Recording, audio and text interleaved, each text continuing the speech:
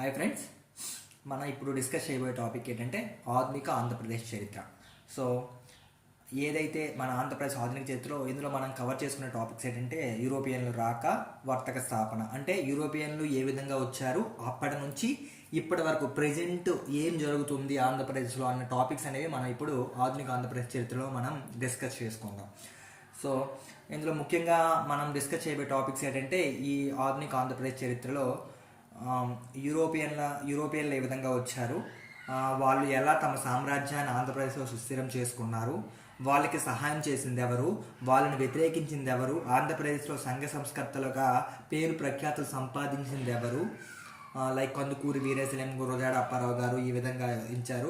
ఆంధ్రప్రదేశ్ అంటే ఇప్పుడు మద్రాస్తో కంబైన్డ్గా ఉన్న ఆంధ్రప్రదేశ్ అనేది అంటే మద్రాస్తో కంబైన్డ్గా ఉన్న ఆంధ్రప్రదేశ్ ఏ విధంగా సపరేట్ అయింది, ఎవరు త్యాగ ఫలితంగా ఆంధ్రప్రదేశ్ సపరేట్ అయ్యింది, అదేవిధంగా ఆ టాపిక్, అదేవిధంగా ఆంధ్రప్రదేశ్ మళ్ళీ నవ్యాంధ్రగా ఏ విధంగా వచ్చింది, మొత్తం ఈ టాపిక్స్ అన్ని కూడా మనం ఈ ఆధునిక ఆంధ్రప్రదేశ్ చరిత్రలో మనం డిస్కస్ చేసుకున్నాం. అందులో వచ్చేటప్పటికి పార్ట్ 1 ఏంటంటే యూరోపియన్ల రాక.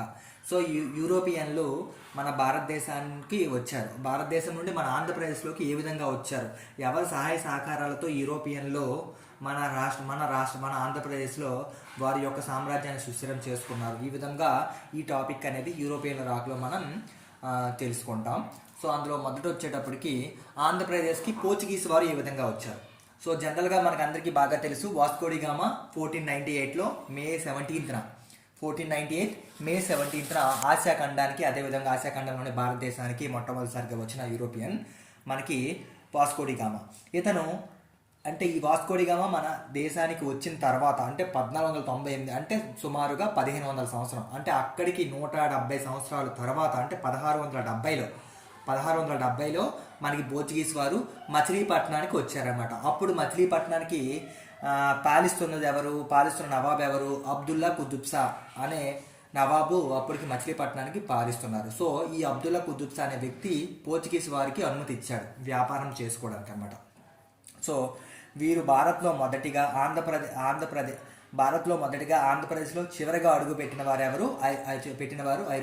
ఐరోపా వారు అనమాట. అంటే వీరు భారతదేశానికి మొట్టమొదటిగా వచ్చారు, చిట్ట చివరిగా వెళ్ళిపోయారు. ఓకే, అది మనకి ఇండియన్ హిస్టరీ పాయింట్ ఆఫ్ వ్యూలో భారతదేశానికి మొట్టమొదటిగా వచ్చి చిట్ట చివరిగా వెళ్ళిన యూరోపియన్లు ఎవరు, లేదా ఐరోపా దేశస్తులు ఎవరు అంటే పోర్చుగీస్ వారు. సో ఇందులో ఇక్కడ ఇంపార్టెంట్ పాయింట్ ఏంటంటే మన ఆంధ్రప్రదేశ్కి చిట్ట చివరిగా వచ్చిన యూరోపియన్లు ఎవరు అంటే పోర్చుగీస్ వారు. ఇది ఇంపార్టెంట్ పాయింట్ అని అనమాట. సో వీరు ప్రజల్ని హింసించి దేవాలయాలను దోచుకునేవారు, కనుకనే వీరిని బుడత కీచు అనేవారు. సో వీళ్ళు ఏంటంటే ప్రజల్ని బాగా హింసించేవారు, దేవాలయంలో ఉన్న ఆస్తుల్ని వీటిని దోచుకునేవాళ్ళు. ఆ విధంగా బుడత కీచు అని చెప్పే పేరు అనమాట వీళ్ళకి వచ్చింది. వీరి సామ్రాజ్యం రాక్షస తంగడి యుద్ధం వల్ల ఐరోపా వర్తకలో పోటీ తట్టుకోవడం వల్ల నాశనం అయింది. సో వీరి సామ్రాజ్యం అనేది ఏ యుద్ధం వల్ల నాశనం అయిందంటే రాక్షస తంగడి యుద్ధం వల్ల వీరి సామ్రాజ్యం అనేది నాశనం అయింది అనమాట. సో ఈ స్లైడ్కి వచ్చేటప్పటికి ఇంపార్టెంట్ ఏంటంటే పోర్చుగీస్ వారు ఏపీకి ఏ విధంగా వచ్చారని చెప్పడానికి. సో ఏ ఇయర్లో వచ్చారు అంటే 1670 సంవత్సరంలో వచ్చారు. ఎక్కడికి వచ్చారు, మచిలీపట్నం వచ్చారు, ఇంపార్టెంట్. తర్వాత అబ్దుల్లా కుతుబ్ షా అనుమతితో వీరు ఆంధ్రప్రదేశ్లో తమ వర్తక స్థావరాన్ని ఏర్పాటు చేసుకున్నారు. తర్వాత ఆంధ్రప్రదేశ్లో చిట్ట చివరిగా వచ్చిన యూరోపియన్లు ఎవరు అంటే పోర్చుగీస్ వారు, అది ఇంపార్టెంట్ పాయింట్. తర్వాత వీళ్ళు బుడత కీచు అనే పేరు అంటే మనకి ఇలా ఇక్కడ ఈ పాయింట్ ఆఫ్ వ్యూ ఇంపార్టెంట్ మనకి వచ్చిన ఏ విధంగా అంటే 4వ పాయింట్ ఆఫ్ వ్యూలో మనకి బిట్ ఏ విధంగా ఫ్రేమ్ చేయడానికి ఛాన్సెస్ ఉందంటే ఈ క్రింది వారిలో ఏ యూరోపియన్లని బుడత కీచు అనే పేరు సంపాదించారు. ఆప్షన్ ఏ బ్రిటిష్ వాళ్ళు, ఆప్షన్ బి పోర్చుగీస్ వాళ్ళు, ఆప్షన్ డి డెన్స్ వారు, ఆప్షన్ సి, అలా మనకి 4 ఆప్షన్స్ ఇవ్వడానికి ఛాన్సెస్ ఉంది. బుడత కీచు అనే పేరు కాంచిన వారు ఎవరు, పోర్చుగీస్ వారు. ఎందుకు కాచారు అంటే వీరు ప్రజల్ని హింసించి దేవాలయాల్లో దోచుకునేవారు కనుక వీళ్ళు వచ్చారు. ఇక్కడ ఇంపార్టెంట్, ఈ క్రింది ఏ యుద్ధం ద్వారా పోర్చుగీస్ వారి యొక్క పతనము మొదలయ్యింది అని చెప్తే రాక్షస తంగడి యుద్ధం వల్ల. ఈ యుద్ధం గురించి మనం మాట్లాడుకుందాం. ప్రస్తుతానికి ఈ స్లైడ్కి వచ్చేటప్పటికి ఇవి ఇంపార్టెంట్ అనమాట. తర్వాత ఎవరు వచ్చంటే డచ్. ఈ డచ్ వారిని హాలాండ్ లేదా నెదర్లాండ్స్ దేశస్తులు అని చెప్పి పేరు కాంచారనమాట ఈ డచ్ వారిని. సో ఆంధ్రలో మొదటగా వ్యాపారం ప్రారంభించిన యూరోపియన్లు డచ్ వారు అనమాట. సో ఇది important point of view. So చిట్ట చివరిగా వచ్చింది మనకి ఎవరు, పోర్చుగీస్ వారు. మొదటగా వచ్చింది మనకి డచ్ వారు. ఆ డచ్ వారిని హాలాండ్ దేశస్తులు లేదా నెదర్లాండ్ దేశస్తులు అని చెప్పి మనం చెప్పుకుంటాం. సో వీరు ఏ ఇయర్లో వచ్చారు 1605వ సంవత్సరంలో వచ్చారు. పోర్చుగీస్ వారు మనకి ఎప్పుడు వచ్చారు? 1670లో వచ్చారనమాట. సో వీళ్ళు కూడా ఎక్కడికి వచ్చారు? మచిలీపట్నమే వచ్చారు. సో డచ్ వారు కూడా మనకి ఎక్కడికి వచ్చారు? మచిలీపట్నం వచ్చారు. కానీ అప్పటికి ఎవరు నవాబ్ ఉన్నారు? మహమ్మద్ కూలీ కుతుబ్ షా అనేవారు అనమాట ఉన్నారన్నమాట. అప్పటికి ఎవరున్నారు మనకి? మహమ్మద్ కూలీ కుతుబ్ షా అనుమతితో డచ్ వారు మచిలీపట్నంలో తమ వర్తక స్థావరాన్ని ఏర్పాటు చేసుకున్నారు. సో 1608లో వీరు తమ తొలి ఫ్యాక్టరీని మచిలీపట్నంలో ప్రారంభించారు. సో తమ తొలి ఫ్యాక్టరీని ఎప్పుడు ఏ సంవత్సరంలో ప్రారంభించారు? 1608వ సంవత్సరంలో డచ్ వారు మహమ్మద్ కూలీ కుతుబ్ షా అనుమతితో తమ మొదటి వర్తక స్థావరాన్ని, తమ ఫ్యాక్టరీని మచిలీపట్నంలో ఏర్పాటు చేసుకున్నారు. తర్వాత 1610లో పులికాట్లో వర్తక స్థావరాన్ని నిర్మించుకొని ప్రధాన వర్తక కేంద్రంగా చేసుకున్నారు. సో పులికాట్లో తమ ప్రధాన వర్తక కేంద్రాన్ని 1610లో ఏర్పాటు చేసుకున్నారు. దాదాపుగా 1610 నుండి 89 వరకు పులికాటు వీరి ప్రధాన వర్తక కేంద్రంగా ఉందన్నమాట. ఎక్కడ?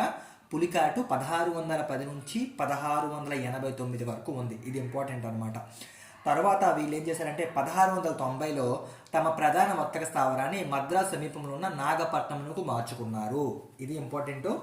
సో ఆఫ్టర్ పులికాటు ఎక్కడికి మార్చుకున్నారు వీళ్ళు? నాగపట్నానికి తమ ప్రధాన వర్తక స్థావరాన్ని మార్చుకున్నారు. సో 1610 నుంచి 23 వరకు కొల్లూరులో గనిని కౌలుకు తీసుకున్నారు. సో 1610 నుంచి అప్పట్లో రాజులు ఏంటంటే వాళ్ళు కొన్ని గ్రామాలని, తర్వాత కొన్ని గనులు, వాటిని అనమాట రాజులు అనమాట బర్ణం కింద వాళ్ళకి ఏంటంటే బర్ణానికి ఇచ్చేసేవాళ్ళు అనమాట. అద్దెకి అట్లా కౌలు అంటే కౌలుకి ఇచ్చేవాళ్ళు. ఇప్పుడు మనం ఏదైతే మన పంట భూమిని కొంత మనం వ్యవసాయం చేసుకోలేక కౌలుకి ఇచ్చేస్తామో, ఎంతో డబ్బులు ఇస్తారో, ఆ విధంగా అప్పట్లో రాజులు అనమాట ఈ భూములను అనమాట కౌలుకి ఇచ్చేవాళ్ళు. ఆ విధంగా 1610 నుంచి 23 అంటే దాదాపుగా 13 సంవత్సరాల వరకు కొల్లూరు గనిని అనమాట వీళ్ళు కౌలు తీసుకున్నారు. వీరు భీమినిపట్నం, నరసాపురం, గొల్లపాలెం, వేటపాలెం, నిజాపట్నం, నరసాపురం, కాకినాడ ప్రాంతాల్లో తమ వర్తక కేంద్రాలు స్థాపించారు. 1665లో గోల్కొండలో వర్తక కేంద్రాన్ని స్థాపించారు. సో ఈ పాయింట్ ఆఫ్ వ్యూలో డచ్, హాలాండ్, నెదర్లాండ్ దేశం అంటే డచ్ అనే పిలువబడే హాలాండ్, నెదర్లాండ్ దేశస్తులు ఇంపార్టెంట్ అంటే ఫస్ట్ ఆఫ్ ఆల్ ఆంధ్రప్రదేశ్కి మొట్టమొదటిసారిగా అడుగుపెట్టిన యూరోపియన్లు ఎవరు? డచ్ లేదా హాలాండ్ లేదా నెదర్లాండ్ దేశస్తులు. సో చివరిగా వచ్చిన వారు ఎవరు? యూరోపియన్లు. సో డచ్ వారు ఏ ఇయర్లో వచ్చినారు? మనకి 1605వ సంవత్సరంలో డచ్ వారు ఆంధ్రాలో అడుగుపెట్టారు. అదే పోర్చుగీస్ వారు అయితే 1670 సంవత్సరంలో. సో పోర్చుగీస్ వారు, డచ్ వారు ఏ స్థావరానికి వచ్చారు? మచిలీపట్నానికి వచ్చారు. రెండు దేశస్తులు కూడా మచిలీపట్నానికి వచ్చారు. కానీ ఇప్పుడు మచిలీపట్నం వీళ్ళు వచ్చేటప్పుడు, డచ్ వారు వచ్చేటప్పుడు ఎవరున్నారు? మహమ్మద్ కూలీ కుతుబ్ షా ఉన్నారనమాట. అనుమతితో మహమ్మద్ కూలీ కుతుబ్ షా అనుమతితో డచ్ వారు వచ్చారు. సో ఇది ఇంపార్టెంట్. ఎవరి అనుమతితో? డచ్ వారు ఆంధ్రాలో అడుగు పెట్టారు. మహమ్మద్ కూలీ కుతుబ్ షా అనుమతితో పెట్టారు. తర్వాత ఇక్కడ ఇంపార్టెంట్ అంటే వీరు 1610 నుంచి 89 వరకు పులికాటు తమ ప్రధాన వర్తక స్థావరంగా చేసుకొని తమ వ్యవసాయ అంటే తన వ్యాపార కళాకారులను చూసుకున్నారు. ఆ తరువాత ఎక్కడికి మార్చారు అంటే ఆఫ్టర్ 1690లో అంటే 1610 నుంచి 1689 వరకు పులికాటు ఉంది. ఆ తర్వాత ఎక్కడ పెట్టుకున్నారు వీళ్ళు తమ ప్రధాన వర్తక స్థావరం అనేది? చాలా ఇంపార్టెంట్. ఎక్కడ పెట్టుకున్నారు? నాగపట్నంలో పెట్టుకున్నారు. సో వీరు ఏ గనుల్ని కౌలు తీసుకున్నారు అని చెప్తే కొల్లూరు గనులు. అంతా ఇదేం కాదు, కానీ ఇక్కడ ఇంపార్టెంట్ ఏంటంటే వీళ్ళు మొట్టమొదటిసారి వచ్చినారు, అది ఇంపార్టెంట్. వీళ్ళు వచ్చేటప్పుడు నవాబ్ ఎవరు? మహమ్మద్ కూలీ కుతుబ్ షా. వీళ్ళు ఎక్కడికి వచ్చారు? మచిలీపట్నం. ఏ ఇయర్లో వచ్చారు? 1605లో ఇంపార్టెంట్. తర్వాత మొదట వీళ్ళ యొక్క ప్రధాన వర్తక స్థావరం వచ్చే పులికాటు, తర్వాత ఎక్కడికి మార్చారు? నాగపట్నానికి మార్చారు. ఇది ఇంపార్టెంట్ అనమాట డచ్ వారికి వచ్చేటప్పటికి. తర్వాత దేశస్తులు బ్రిటిష్ వాళ్ళు, చాలా ఇంపార్టెంట్. మన దేశాన్ని చాలా కాలం పరిపాలించిన వాళ్ళు. సో వీళ్ళు మన ఆంధ్రప్రదేశ్లో ఏ విధంగా అడుగుపెట్టారు? బ్రిటిష్ వారు మన దేశానికి వచ్చారు. సో తర్వాత మన ఆంధ్రప్రదేశ్లో ఏ విధంగా అడుగుపెట్టారు అని చెప్పి మనం తెలుసుకుందాం. సో 1600 పోర్చుగీస్ వారు అయిపోయారు, చివరికి వచ్చిన వాళ్ళు. మొట్టమొదటిసారిగా వచ్చిన డచ్ వారు అయిపోయారు, ఇప్పుడు బ్రిటిష్ వారు. సో 1611లో కెప్టెన్ హిప్పన్ నాయకత్వంలో బ్రిటిష్ నౌక మచిలీపట్నం చేరుకుందండి. సో ఇందులో మీరు అబ్జర్వ్ చేయాల్సింది ఏంటంటే ప్రస్తుతానికి వచ్చిన డచ్ వారు, ఇప్పుడున్న బ్రిటిష్ వారు ముగ్గురు కూడా ఎక్కడ చేరుకున్నారు? మనకి మచిలీపట్నానికే చేరుకున్నారు. ఇది గుర్తుపెట్టుకోవాలి.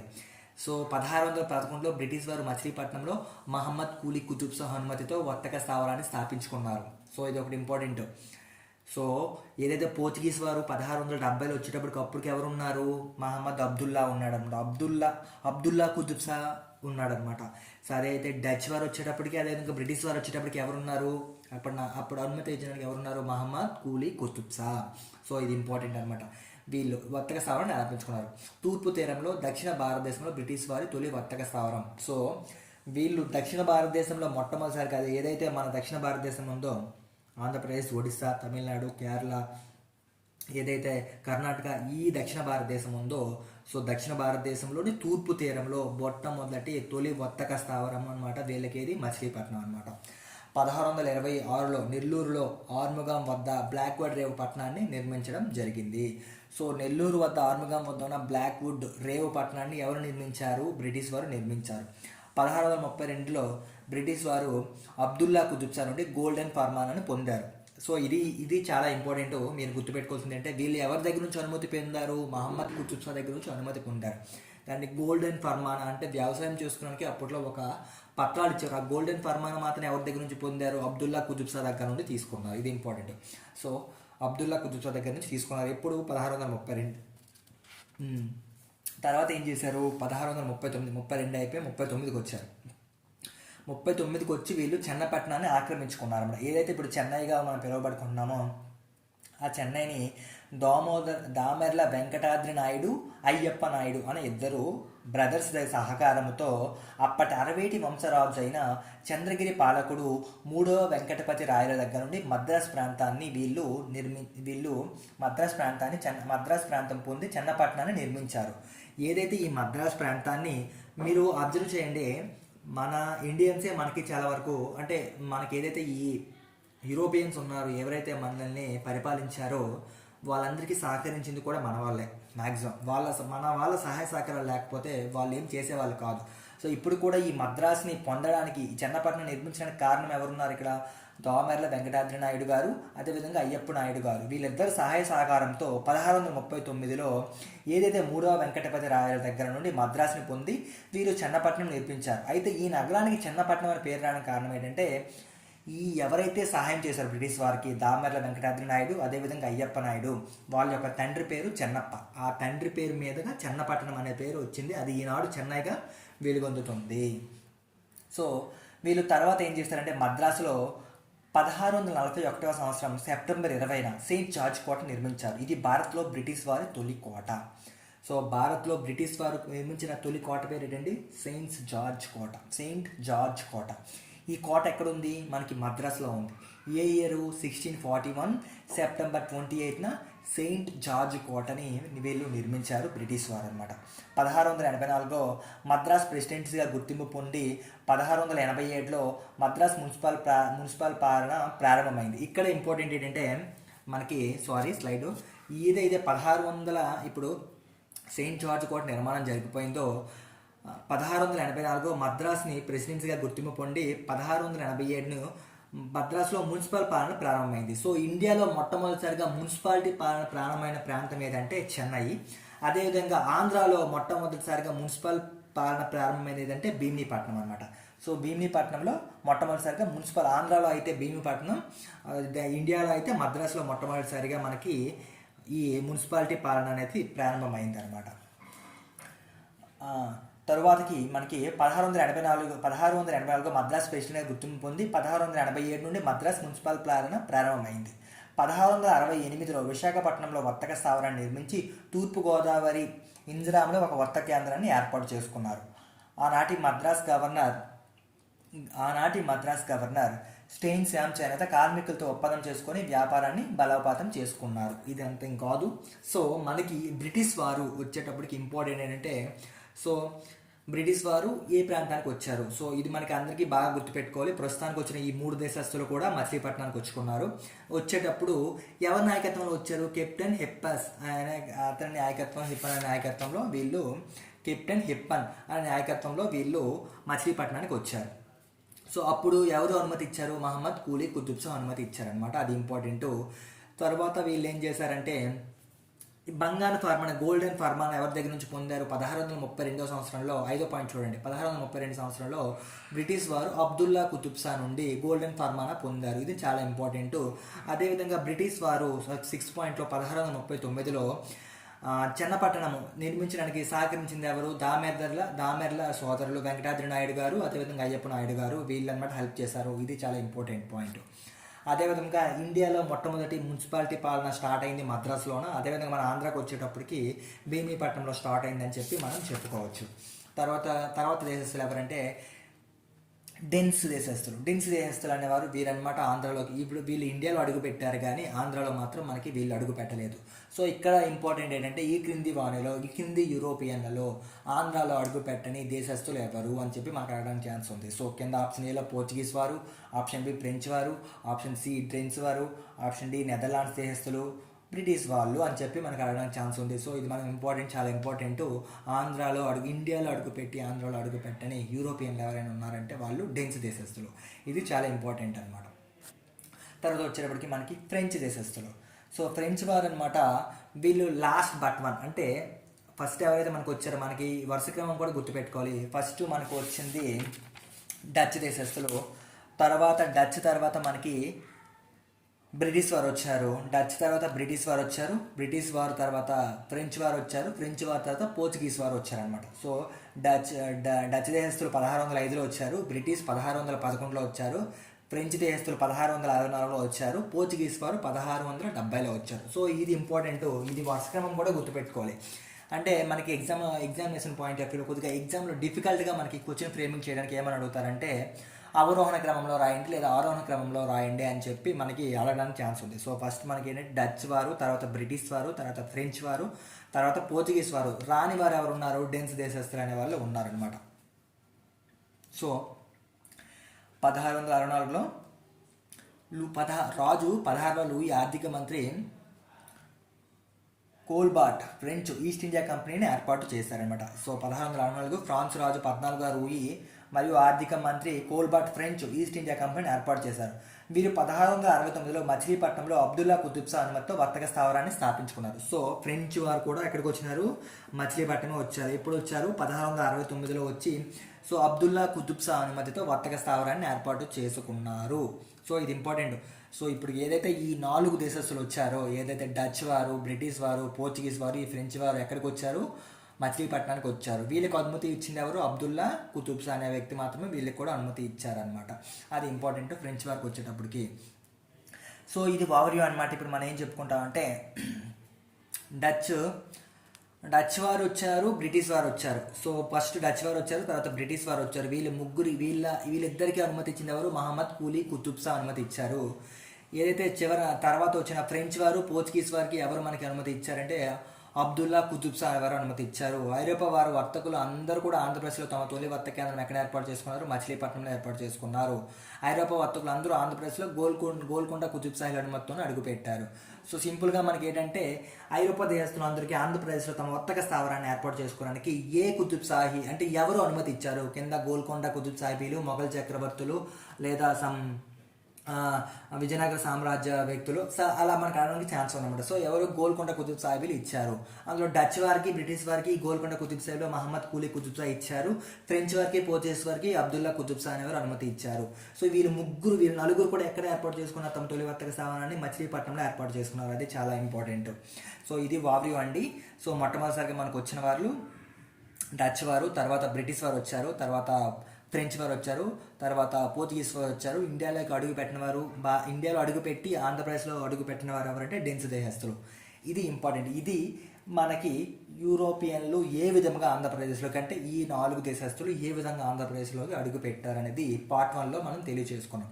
ఇంకా పార్ట్ 2లో వచ్చేటప్పటికి ఏ యుద్ధాలు చేయడం వల్ల వీరు తమ సామ్రాజ్యాన్ని సుస్థిరం చేసుకున్నారు, ఎవరు లాస్ట్ చివరి వరకు ఆంధ్రప్రదేశ్లో ఎవరు తమ వర్తక స్థావరాలు అలా కంటిన్యూ చేశారు అని మన పైన గుత్తాధిపత్యాన్ని ఎలా వాళ్ళు చేశారు, ఏ రాజకీయ పరిణామాలను వాళ్ళు ఎవరితో ఏ విధంగా సందులు చేసుకొని ఇవన్నీ కూడా మనం నెక్స్ట్ టాపిక్లో మనం డిస్కస్ చేసుకుందాం. Thank you friends. నా క్లాస్ కనుక మీకు నచ్చినట్లయితే లైక్ చేయండి, సబ్స్క్రైబ్ చేయండి, మీ ఫ్రెండ్స్ అందరికీ షేర్ చేయండి. నేను మళ్ళీ చెప్తున్నాను, నేను మీకు ఓన్లీ ఎగ్జామినేషన్ పాయింట్ ఆఫ్ వ్యూలో చెప్తున్నాను అనమాట. అంటే ఎగ్జామినేషన్లో మనకి బిట్ ఏ విధంగా వస్తుంది, మనం చెప్పాలనుకుంటే చాలా ఉంటుందండి. ఈ టాపిక్నే మన ఈ ఒక్క టాపిక్నే బ్రిటిష్ వారు ఏ విధంగా వచ్చారు ఒక క్లాస్ చెప్పొచ్చు, డచ్ వారు వచ్చారు, ఇవంతా మనకి ఇప్పుడు మనం ఏంటంటే స్మార్ట్ లెర్నింగ్ అనేది చాలా ఇంపార్టెంట్. మనకి తక్కువ టైంలో ఎక్కువ నేర్చుకోవాలి. సో ఎగ్జామినేషన్ పాయింట్ ఆఫ్ లో మీకు ఏ విధంగా బిట్ ఫ్రేమింగ్ చేస్తారని చెప్పేంత వరకే నేను ఎక్స్ప్లెయిన్ చేస్తున్నాను మీకు. సో అది friends, thanks for watching my video. మీకు నచ్చినట్లయితే లైక్ చేయండి, షేర్ చేయండి, సబ్స్క్రైబ్ చేయండి. Thank you very much.